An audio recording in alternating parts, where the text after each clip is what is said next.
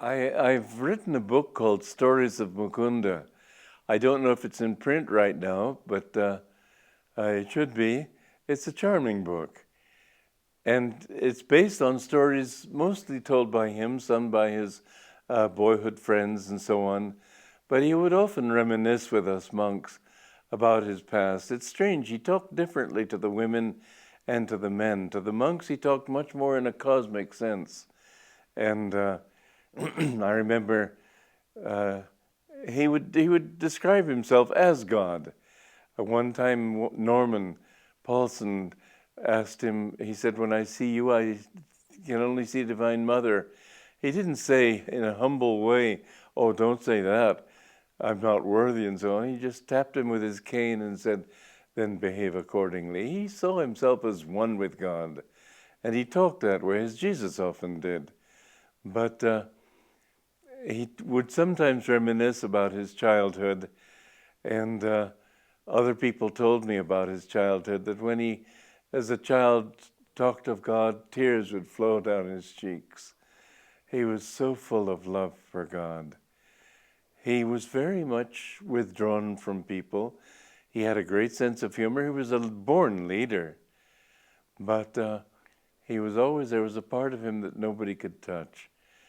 There are many delightful stories that he told. One of them was a little awkward for us to accept, because he was walking down the street with a boyhood friend of his, and he said that everything is God.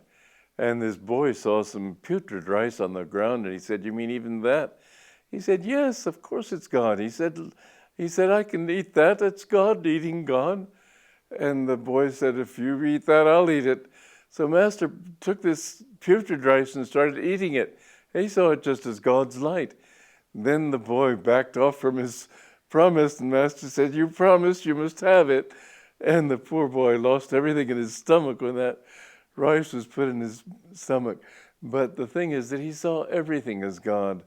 One time he was down in the Ganges. He was about 16 years old at the time, and he had bathed in the Ganges and came back and forgot his dhoti on the ground there at the Ganges. And an aunt of his saw him, and he said, "A not evil boy," because seeing him naked there. And he looked at her calmly, said, "The evil is in you." And she slapped him. He turned around very calmly and went back and got his dhoti and put it on. It meant nothing to him. I remember one time his telling about a saint who had a baby-sized male organ. And I remember him saying he was so touched by this, that he was so pure. His memories, there are many, and I do recommend you try to find that book, or we must perhaps publish it again, Stories of Mukunda. It's a delightful book. But his life as a child, he said to us when he was older, when I knew him, it was toward the end of his life, and he said things that he hadn't said earlier.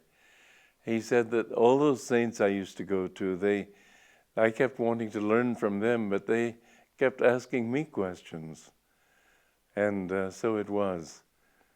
He was an avatar, born perfect, and they saw that in him. Therefore they called him Chota Mahashai. He translated it, an autobiography of a yogi, as meaning little sir, but literally Mahashai means great soul. He was a little great soul.